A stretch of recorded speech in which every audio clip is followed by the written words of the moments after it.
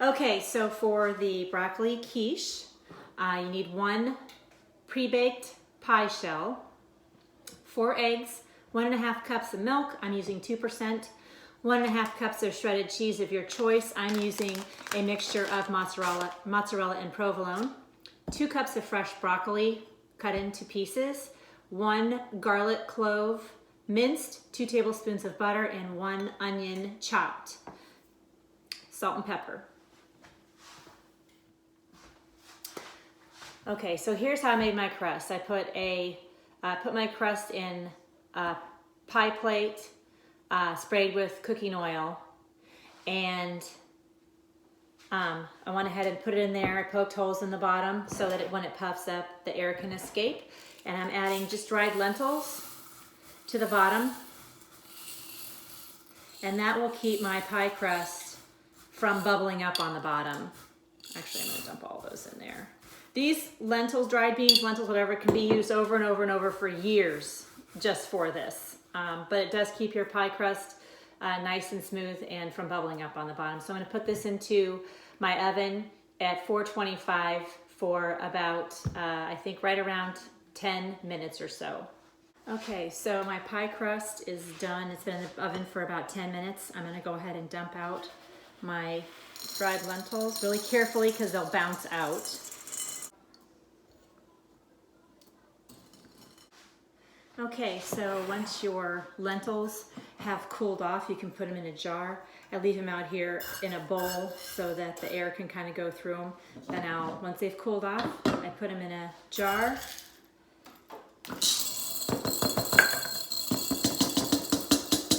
And just store them for the next time.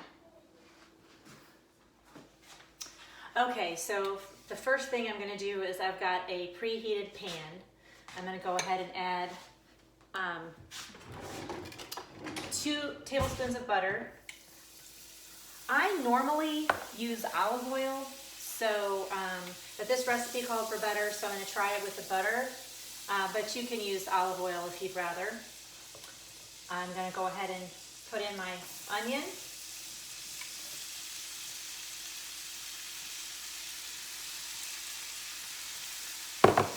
And my 2 cups of chopped broccoli.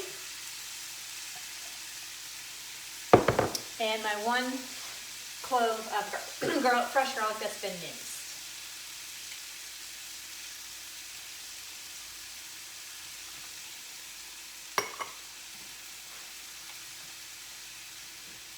And I will saute this for, maybe 7 minutes or so until my onion starts to get translucent and my broccoli starts to turn a bright green.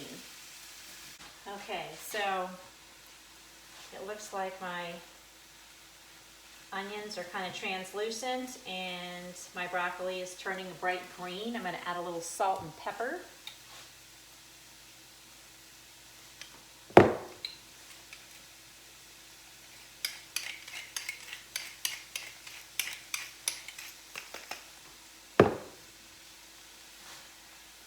Add a little stir. Okay, I'm going to go ahead and bring my onion and broccoli over here and put it into the bottom of my prepared pie crust.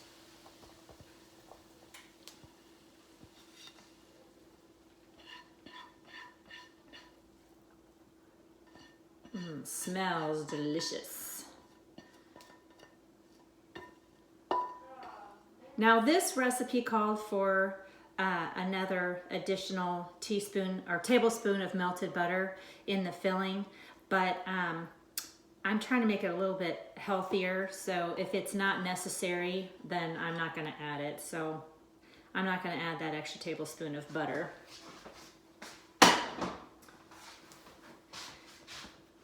And then you take your 1.5 cups of cheese. I've already used some cheese out of this, so this is probably about 1.5 cups that's left. I'm going to go ahead and dump it on there. It looks like a lot because it's finely shredded, but all these ingredients can kind of be adjusted to your taste and or what you have on hand. But that's what I really like about quiches and frittatas.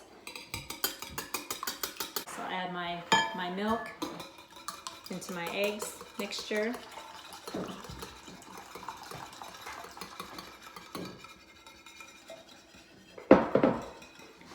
And again, I'm going to add a little salt, a little pepper. I've got my oven preheated now to 350. So I'm going to, it's already ready. I'm going to slowly pour this in. If you pour it too fast, it will splatter out. It takes a while for it to kind of sink in to the ingredients there. So I'm going to slowly pour this in here. Hopefully evenly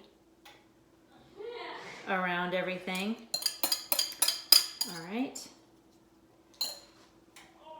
And then this goes into the oven for anywhere between 30 and 50 minutes. And I think they give you a big leeway because I noticed that sometimes it takes longer for my quiches or frittatas to cook, and a glass plate I think takes a little bit longer than a tin plate.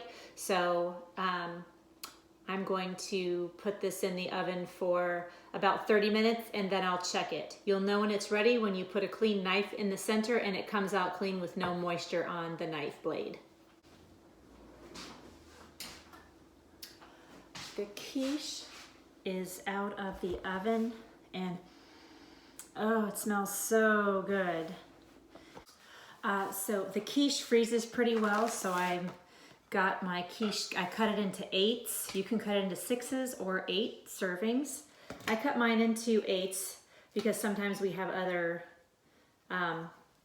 we might have something else with it like soup or a sandwich or a salad, a couple pieces of toast. So I have mine in 8s. I'm just wrapping it up in saran wrap. And again, I just put it in a bag with the label it and the date. And I put it in my freezer. And when I'm ready to use it, I will take it out the night before and let it thaw in the refrigerator. And then you can just put it in your microwave for maybe 60 seconds and then check it. But it's great for make-ahead meals for keeping in your freezer.